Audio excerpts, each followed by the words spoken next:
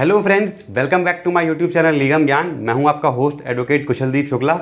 Friends, almost पूरे 1 महीने के बाद आज वापस अपने स्टूडियो में आया हूं। बड़ा अच्छा लग रहा है आप लोगों के साथ, आप लोगों के बीच में आकर, आप लोगों से मिलके। तो फ्रेंड्स, जैसा कि आप सबको पता है कि हमारा DU LLB का क्रैश कोर्स चल रहा था। बहुत लंबा एक गैप हो गया, उसके लिए मैं बहुत आपसे माफ़ी मांगना चाहूँगा। और लास्ट वीडियो में हमने डिस्कस किया था कि फंडामेंटल राइट्स का हमने ओवरव्यू देख लिया था कि फंडामेंटल राइट्स किस पार्ट में डिफाइंड हैं और कौन कौन से मेजर फंडामेंटल राइट्स होते हैं, कहाँ से कहाँ तक डिफाइंड हैं। तो फ्रेंड्स, जैसा कि आप सबको पता है कि जो फंडामेंटल राइट्स होते हैं आपके, जो कि पार्ट 3 में डिफाइंड हैं, वो एक स्टेट के अगेंस्ट गारंटीड होते हैं। यानी कि फंडामेंटल राइट्स जो हैं वो स्टेट के अगेंस्ट गारंटीड होते हैं। तो फंडामेंटल राइट्स यानी कि जो इंपॉर्टेंट फंडामेंटल राइट्स आपके लिए हैं आर्टिकल 14 से लेके 32 तक, वो उनमें से जो इंपॉर्टेंट आर्टिकल्स हैं उनको समझने के लिए आपको ये समझना पड़ेगा कि स्टेट क्या होता है। यानी स्टेट जिसके बारे में बात हो रही है, जिसके अगेंस्ट फंडामेंटल राइट्स गारंटीड हैं, तो वो मतलब क्या होता है स्टेट का और कौन सी चीज़ें स्टेट के अंदर आती हैं। तो आपका आर्टिकल 12 जो है फ्रेंड, जिसमें डेफिनेशन ऑफ स्टेट दी हुई है, उसमें स्टेट के बारे में बताया गया है कि स्टेट क्या क्या इंक्लूड करता है।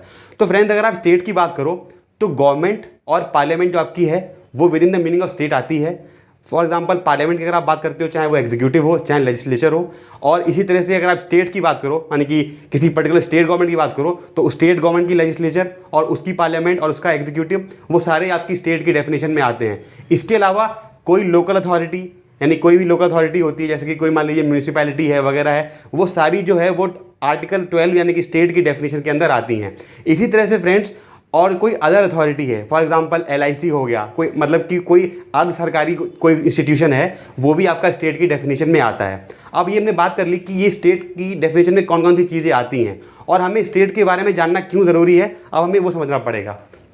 तो friends, state has been defined in a wider sense and it includes all its agencies. यानी कि मैंने यहाँ तक बताया आपको कि जैसे जो प्योर गवर्नमेंट चीज़ें हैं, जैसे कि आपकी नेशनल स्टेट गवर्नमेंट हो या यूनियन गवर्नमेंट हो, वो तो स्टेट के डेफिनेशन में आता ही है। उसी तरह से कोई लोकल अथॉरिटी हो, कोई अदर अथॉरिटी हो, कोई इस तरह से कोई इंस्टीट्यूशन हो जो कि कोई स्टेट का फंक्शन परफॉर्म कर रहा है, तो वो स्टेट की डेफिनेशन में आता है। इसका इसका जो एक एरिया है वो बहुत ही वाइडर है। ठीक है। The courts fall within the definition of state only while they perform their non judicial function. यानी एक कॉमन क्वेश्चन उठता है कि जो कोर्ट है क्या वो स्टेट कहलाता है। तो फ्रेंड्स, जैसा कि आप सबको पता है कि जो जुडिशरी है वो एक सेपरेट है, यानी कि जो सेपरेशन ऑफ पावर वाली थ्योरी जो अपनी है, उसके अकॉर्डिंगली जो जुडिशरी है वो उसका डिफरेंट फंक्शन है, वो टोटली अलग है एग्जीक्यूटिव और पार्लियामेंट से। ठीक है। इसी तरह से फ्रेंड्स, मगर जब स्टेट वो कब कहलाएगी, जब वो अपना जुडिशियल फंक्शन की बजाय कोई नॉन जुडिशियल फंक्शन कर रही हो, तब वो भी आर्टिकल 12 के अंदर आती है, यानी कि स्टेट की डेफिनेशन के अंदर आती है। इसी तरह से friends, even a private body और agency working as an instrument of the state falls within the meaning of state. अब मान लीजिए कोई प्राइवेट बॉडी है जिसको किसी स्टेट के अंडर, यानी कोई ऐसा फंक्शन अलॉट किया गया है, यानी कि कोई ऐसा फंक्शन डेलीगेट किया गया है जिसमें वो प्राइवेट होने के बावजूद भी स्टेट का काम कर रहा है, यानी कोई गवर्नमेंट फंक्शन को एग्जीक्यूट कर रहा है, तो उस मोमेंट पे जहां पे वो ये काम कर रहा है, तो ऐसे में वो भी स्टेट की डेफिनेशन के अंदर आएगा। यानी उसके द्वारा अगर किसी पर्सन का फंडामेंटल राइट वायलेट हो रहा है, तो वो आपका फंडामेंटल राइट्स के अंदर उस कैटेगरी में आएगा और उसके लिए उसको चैलेंज किया जा सकता है। इसी तरह से फ्रेंड्स, अब जो आपका आर्टिकल 12 आपने समझ लिया कि क्या इंपॉर्टेंस होती है स्टेट की। अब ये समझना इसलिए जरूरी है क्योंकि आप फंडामेंटल राइट्स पढ़ते हैं, तो आपको ये समझना जरूर पड़ेगा कि फंडामेंटल राइट्स कब आप मानोगे कि वायलेट हुआ है और किसने वायलेट किया, कि कौन उसकी कैटेगरी में आ सकता है जिसके अगेंस्ट कोई एक्शन लिया जा सकता है। इसी तरह से फ्रेंड्स, आर्टिकल 13 जो है वो बड़ा ही इंपॉर्टेंट हो जाता है आपके फर्दर जो आर्टिकल्स हैं 14 से शुरू होते हैं, राइट टू इक्वालिटी वगैरह, उनको समझने के लिए। तो आर्टिकल 13 क्या कहता है friends? Law inconsistent with or in derogation the fundamental rights shall be void.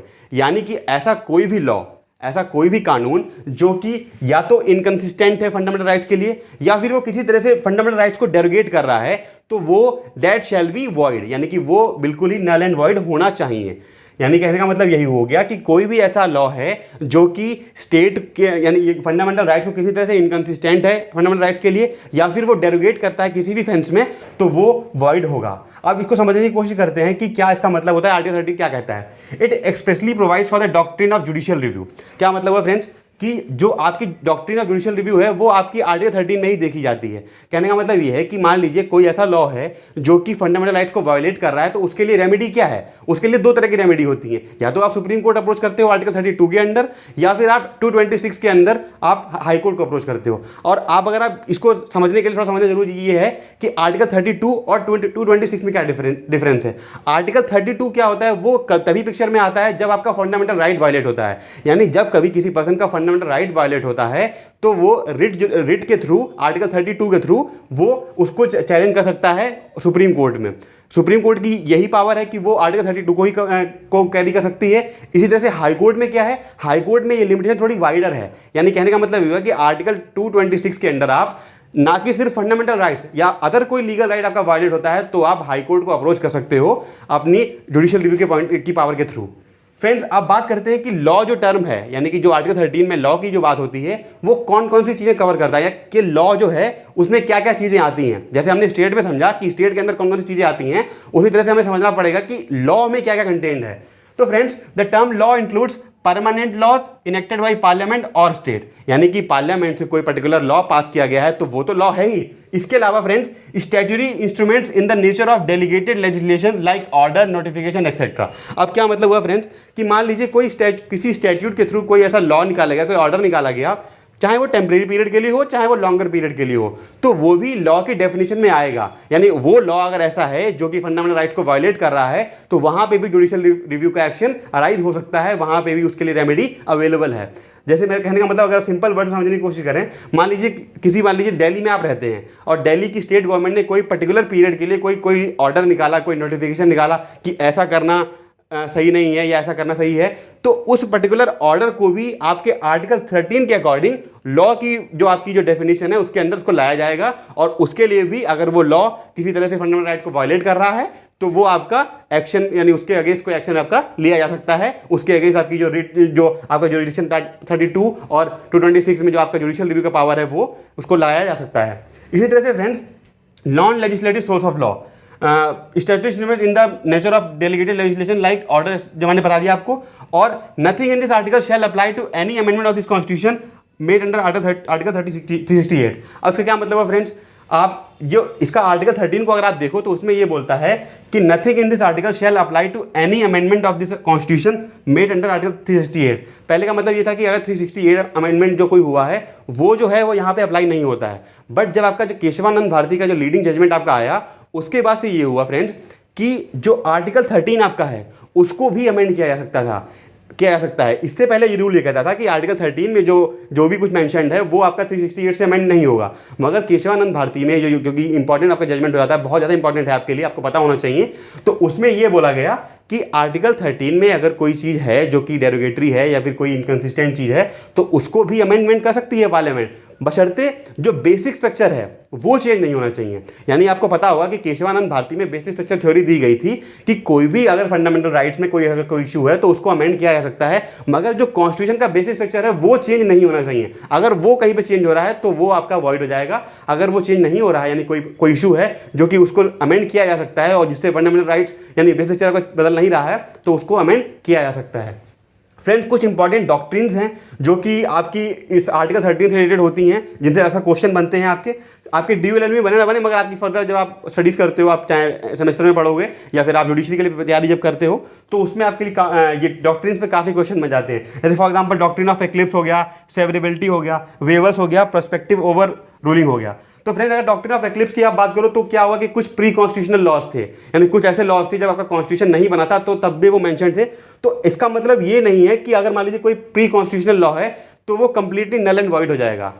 उसका मतलब ये आप कह सकते हो कि वो एक मॉर्बिड कंडीशन में रहेगा, यानी कि वो एग्जिस्ट करेगा बट उसको यूज नहीं किया जाएगा। मगर अगर कोई ऐसी जरूरत पड़ती है, मान लीजिए कोई ऐसा इशू उठाया गया जो कि प्री कॉन्स्टिट्यूशनल है, यानी कि कॉन्स्टिट्यूशन बनने से पहले का कोई इशू अगर आता है तो वहां पे इस चीज की हेल्प ली जा सकती है, उसको कंप्लीटली नकारा नहीं जाएगा। इसी तरह से फ्रेंड्स क्या है कि डॉक्ट्रिन ऑफ सेवरेबिलिटी क्या होती है। डॉक्ट्रिन ऑफ सेवरेबिलिटी का ये मतलब ये है कि मान लीजिए किसी पर्टिकुलर लॉ का कोई एक पार्ट है जो कि अनकॉन्स्टिट्यूशनल है, तो ऐसे में क्या किया जाएगा, उस लॉ को कंप्लीटली वॉइड नहीं कर दिया जाएगा। उसका जितना पार्ट, मान लीजिए कि कोई पर्टिकुलर लॉ है, उसका हाफ पार्ट जो है जो कि अनकॉन्स्टिट्यूशनल है और आपका जो रेस्ट ऑफ द पार्ट है वो ठीक है, तो ऐसे केस में क्या होगा फ्रेंड्स, उस लॉ को कंप्लीटली नल एंड वॉइड नहीं किया जाएगा, उसको सेवरेबिलिटी मतलब कि अलग कर देना, उसको जो उसका अनकॉन्स्टिट्यूशनल पार्ट है उसको अलग कर दिया जाएगा और जो सही पार्ट है उसको यूज में ले लिया जाता है। ये आपकी डॉक्ट्रिन ऑफ सेवरेबिलिटी कहलाती है। इसी तरह से फ्रेंड्स डॉक्ट्रिन ऑफ वेबर्स है। और पर्सपेक्टिव ओवर रूलिंग का मतलब क्या होता है फ्रेंड्स, मान लीजिए कि कोई भी लॉ है, सपोज करिए